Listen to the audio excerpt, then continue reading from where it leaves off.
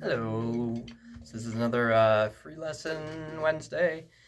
Today, I think we'll talk about the difference between wrist power and dropping power. More specifically, when you're doing drum rolls, things of that nature. So I see a lot of people that try to do drum rolls, which if you're not familiar with there's three different types of drum rolls. The one that is most useful, um, hardest to get at first, easiest to use once you have it, is the double stroke roll, where I drop the stick, I let it bounce twice, and then I catch it with the right. And I do the same with the left. And I do the same with the right. And then I use this motion, and you put it together, and you get this.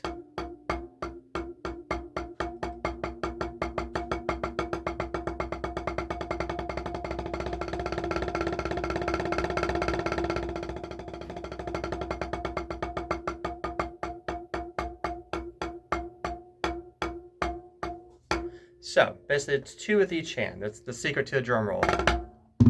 I think a lot of people who don't play drums probably think that you're just moving as fast as you can, and that's the single stroke roll. And that's actually one of the hardest to do. It's the easiest to understand. It's just right to left or left to right. Very hard to keep going steady for a long time. That was one of the things that made Buddy Rich so impressive, is his single strokes were just insane. Um, but anyway, so the thing that I see is, remember when I said about the doubles is the keyword is drop. So I got plenty of dropping energy. It comes from the arm energy dropping. If you do it properly, it'll bounce slow to fast, just like anything dropping naturally. If you drop a ball, slow to fast. Notice I drop it. I'm not whipping it down. If I whip it, here's how to tell if you're doing it wrong. You're adding too much oomph to it. It has too much energy is the fact that it'll go fast to slow. So here's the correct way. Here's the not correct way. See how it's fast initially and it gets slower. That means it's got too much energy to control. I don't want to have to control that. Remember, I want to drop, bounce, and then pull it in with my fingers to catch it and lift it away. Now, the difference between the arm drop, I can lift my arm up as high as possible. It's not going to be loud. I can add loudness, but that's not where volume comes from. This gives me dropping energy. If I can get this, 2, 3, 4, 5, and then a bunch of buzzy notes, I can get 2 very easily. All right, so the trick is to drop. Think about it like it's tied to a string. Somebody cuts the string and it drops, bounces naturally, and I let it bounce on my middle finger and my ring finger. I'm not bouncing it here.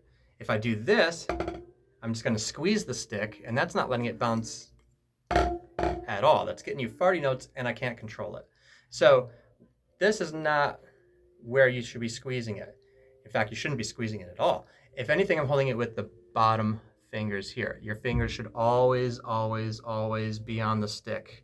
Never ever should your fingers be flying out, or as my students would hear often, no Lego man hands. You know, Lego man's hands are like that. Yeah, no Lego man hands. This is not how to play drums. This is not how to get it bounce. All right, remember it's bouncing. You scoop it up. Now, the wrist gives you power. So if you're trying to play a double stroke roll and you're not using natural arm drops, notice how even that is, volume-wise. If I'm using wrist to go forward, I'm going to get this. First one's got tons of power. Notice once again, here's a drop from the arm. Volume is not loud. Here's from the wrist. More volume, more power.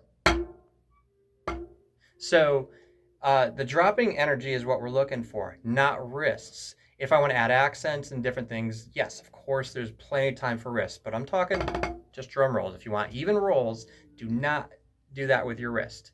Now, if you're going slow, I'm going to use 2 wrist motions. As I speed up, that double wrist, by the way, I'm bouncing. Bounce, bounce. I'm not squeezing it and doing that. Back up.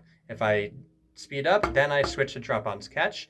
As I go faster, I change to a push-pull technique, which I'm not going to get into that. And as I go faster, I go push, pull, and arm technique. So once again, if you're doing it right, it'll go fast to slow. If you're doing it wrong and you're adding too much power to it, it'll go fast to slow. Did I say that wrong? Slow to fast is correct. Fast to slow, not correct. So remember, when you're doing double stroke rolls, in order to get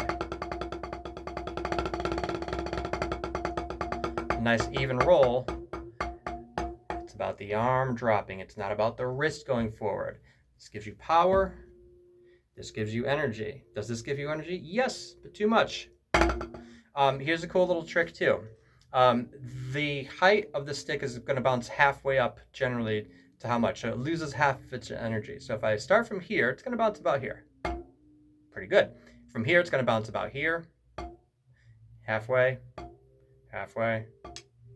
Then we run out. So also, don't be afraid to use bigger arm motions, because you're going to lose energy.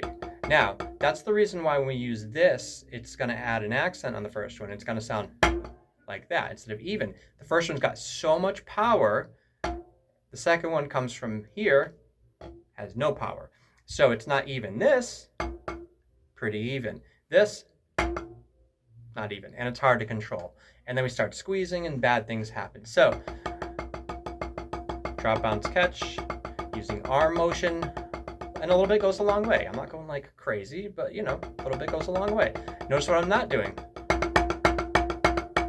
Like that. If I'm doing double wrists and I'm bouncing, yes. If I'm going slow, as I speed up, notice how I'm going to switch to wrists, a little bit more arm. As I go even faster, I stop my arm because I'm dropping from the wrists at that point. As I go even faster, I use that drop from the wrist and my arms. But that's advanced. Most people can get away with double wrist free strokes, drop, bounce, catch to get you a roll. Anyway, hope that helps with your rolls. If you have any more questions or follow-ups to that, just message me and I'll be more than happy to help you out.